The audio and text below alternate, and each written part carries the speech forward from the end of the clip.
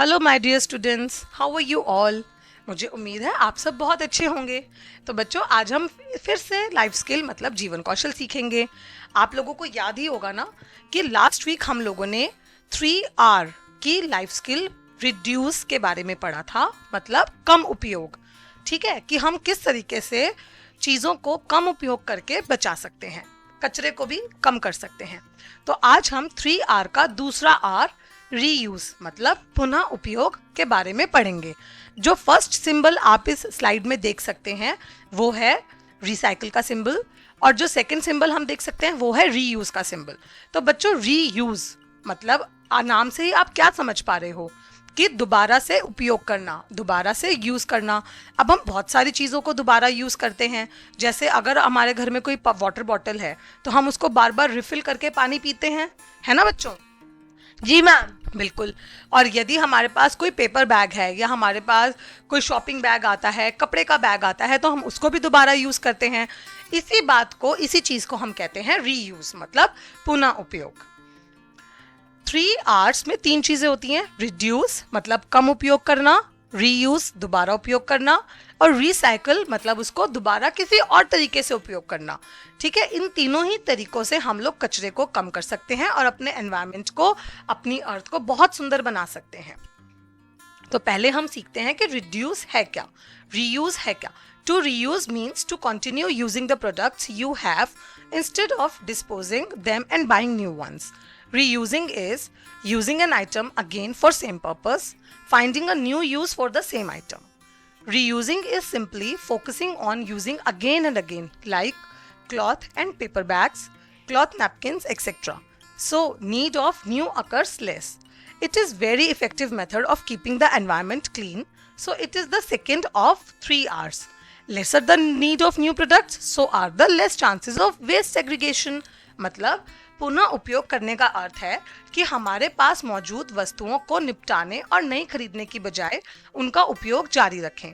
पुनः उपयोग करने का अर्थ है एक ही उद्देश्य के लिए फिर से एक वस्तु का उपयोग करना या एक ही वस्तु के लिए एक नया उपयोग खोजना। पुनः उपयोग बार बार उपयोग करने पर ध्यान केंद्रित करता है, जैसे कपड़े और कागज का थैला, कपड़े का तौलिया आदि। इसके लिए नए की आवश्यकता कम होती है।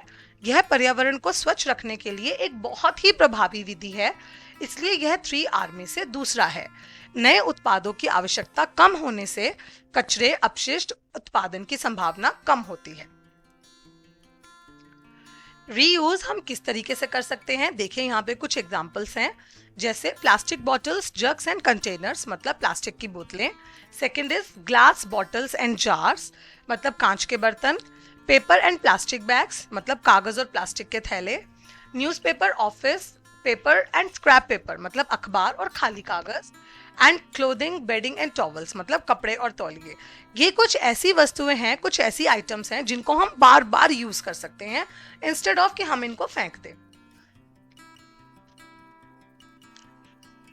Again, to reuse means to use again, reuse instead of throwing away. जैसे कि अगर आपके पास कोई आइटम है जिसको आप यूज नहीं करना चाहते तो उसे किसी और को दे दीजिए उपयोग करने के लिए, या उसे डोनेट कर दीजिए चैरिटी के लिए, मतलब आप उसे दान कर सकते हो। जैसे हम लोग शॉपिंग बैग्स हैं, वाटर बॉटल्स हैं, तो बच्चों इन चीज़ का आप ज़रूर ध्यान रखिए कि या तो आप खुद ही उन आइटम्स को दोबारा यूज़ करिए या आप किसी और को दे दीजिए। जैसे मैं जब छोटी थी, हम लोग क्या करते थे, हमारी स्कूल की बुक्स होती थी और हम नेक्स्ट क्लास में जाते थे तो मैं अपनी बुक्स किसी और बच्चे को दे देती थी जो उस क्लास में आता था, या मैं खुद किसी और बच्चे की पुरानी बुक्स हम लोग लेते थे दोबारा रीयूज करने के लिए। तो ये बहुत ही अच्छा तरीका है रीयूज करने का। तो मैं उम्मीद करती हूँ कि आप लोग भी ऐसा ज़रूर करेंगे और कमेंट बॉक्स में ज़रूर लिख के बताइएगा कि आपने कौन सी आइटम रीयूज की। अब मैं आपको दिखाती हूँ कुछ ऐसे एग्जाम्पल्स जिनको आप रीयूजिंग के लिए यूज कर सकते हैं। सबसे पहले आप देखिए जो ओल्ड सीडीज हैं, इससे कितने सुंदर सुंदर एनिमल के फेसेस बनाए गए हैं। अगेन उसके नेक्स्ट फोटोग्राफ में भी ओल्ड सीडीज का ही उपयोग किया गया है। थर्ड पिक्चर में भी देखिए ओल्ड सीडीज से वॉल हैंगिंग्स भी बनाई गई हैं, है ना बच्चों, बहुत ही सुंदर।